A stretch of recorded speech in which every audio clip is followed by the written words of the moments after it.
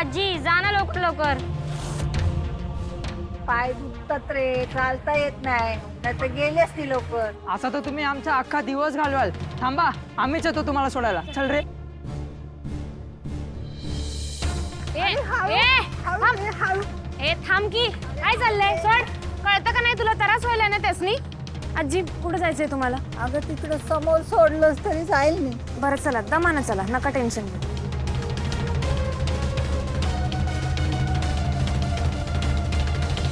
काय रे हे काय चाललेलं तुमचं. असं वागतात म्हाताऱ्या माणसासोबत. एवढा त्रास होत असताना तुम्ही त्याला नेत होता. तो क्या करे फिर, वो हमारे बीच में आई थी, हम भी उनको छोड़ने ही गए थे. सोडत होता का वडत नेत होता. काय शाळा बिळा आहे का नाही तुम्हाला. इथं खेळताय रस्त्यावर. येणाऱ्या जाणाऱ्या माणसांची चेष्टा काय करताय. ही पोरं दगड काय मारतात. ह्यो रस्ता सगळ्यांसाठी आहे, तुमच्या खेळण्यासाठी नाही. आणि त्या नीट जात होत्या ना हो. तुमच्या रस्त्यात ते आलेले नाही, तुम्ही त्यांच्या रस्त्यात आलाय. अरे बाप रे, घाबरा रे घाबरा घाबरा.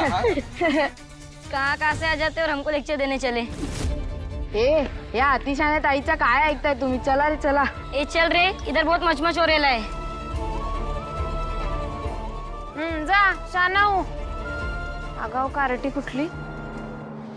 मी तुला इंटरव्ह्यू द्यायला हो का म्हणाला माहितीये का. हो अगदीच. माझे व्ह्यूज, माझे रीच, माझे फॉलोअर्स. नाही रे वेड्या, नाही. तुमच्यासारख्या पत्रकारांचा ना हाच घोळ असतो. तुम्हाला नेहमी भरलेला ग्लास दिसतो, रिकामा कधी दिसत नाही.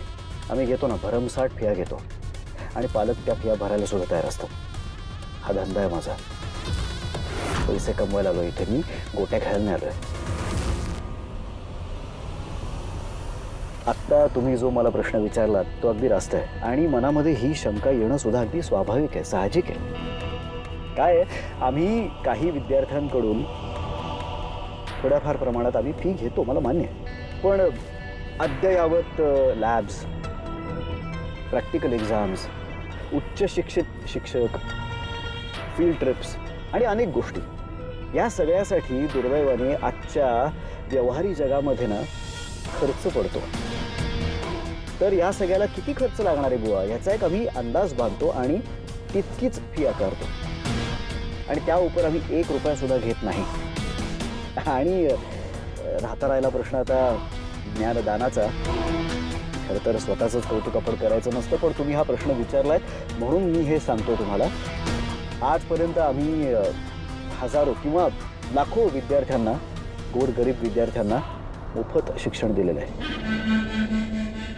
आत्ता ही जी तुम्ही सगळी यादी मला ऐकवलीत ना, त्यातल्या सगळ्या गोष्टी त्यांना आम्ही मोफत दिलेल्या आहेत, त्यांच्या गरजा ओळखून. बरोबर, तुम्ही जे बोलताय सांगताय ते अगदी बरोबरच आहे. पण थोडक्यात म्हणायचं गेलं तर तुम्ही शिक्षणाला बिझनेस बनवलाय, बरोबर. आणि तुम्ही तुमच्या क्लासेसची जाहिरात अशा प्रकारे केली की लोकांना ते बिझनेस वाटतं आणि लोक त्याला बोलून तुमच्याकडे ऍडमिशन घेतात. अजिबात नाही. म्हणजे आमच्याचकडे ॲडमिशन घ्या, आमच्याचकडे ॲडमिशन घ्या अशी जाहिरात आम्ही कधी करतच नाही. मला ते मान्यच नाही आहे. आम्ही शिक्षणाचा दर्जा असा मेंटेन केलेला आहे ना, त्यामुळे सगळे पालक त्यांच्या पाल्यांना घेऊन आमच्याकडे धावत येतात. ती भोळी भावडी माणसं शिक्षणाचा दर्जा बघून येतात की तुम्ही त्यांना यायला भाग पाडता.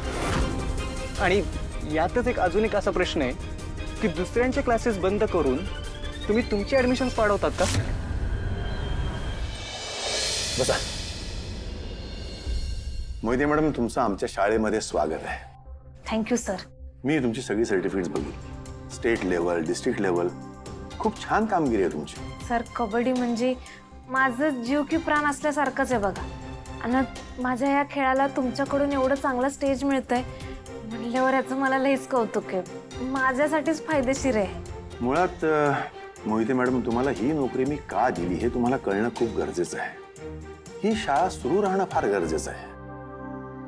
सर सगळ्यात आधी तर तुम्ही मला असं आव जाऊ नका करू. अहो मी लई लहान आहे तुमच्यापेक्षा. तुम्ही मला कमळी म्हणा चालत. बरं कमळी. मग तर झालं.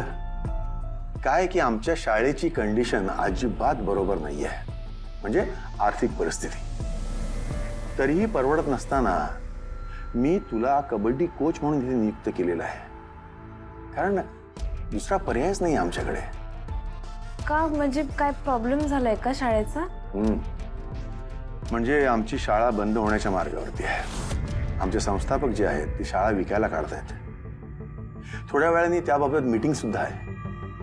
सर असं काय झालंय का शाळा ऐकायला लागत्या? खंडारे मॅडम, आज तुमच्या 51व्या शाखेचं उद्घाटन झालं, पण त्याच वेळी MK ट्युटर नावाची एक मोठी कोचिंग इन्स्टिट्यूट बंद पडली. त्यात तुमचा काही हात नाही ना?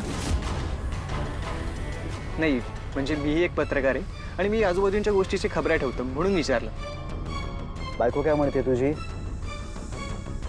आत्ताच लग्न झालं ना? बाबा बरे आहेत का? बाबांना तुझ्या दम्याचा त्रास आहे ना? ते काय ते येतात ना काहीतरी ते असं? लक्ष दे बाबा नीट. काय आहे, उद्या इन्हेलरच्या जागी भलतंच काहीतरी ओढतील. लहान बहीण आहे ना तुला? डान्स क्लासला जाते ती. 12व्या मजल्यावर क्लास आहे सर. 12व्या मजल्यावर? बाबा रे, पावसाळ्याचे दिवस आहेत. हां, हल्ली लहान मुलांचे पाय घसरून खाली पडले अशा केसेस फार वाढल्यात. काळजी घ्या. सर तुम्ही मला ऑन कॅमेरा धमकी देताय.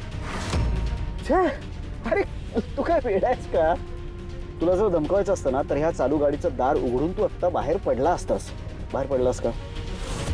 आता तुला कळलं मी तुलाच इंटरव्ह्यूला हो का म्हणालो. जसं तू तुझी प्रश्नावली घेऊन आलायस ना, तसाच सगळा रिसर्च मी सुद्धा केलाय तुझ्याबद्दल. त्यामुळे फार घुसायला जायचं नाही. चला, रुमाल खाली ठेव. Smile, confidence. तुझं चॅनल, तुझे व्ह्युअर्स. हां, तर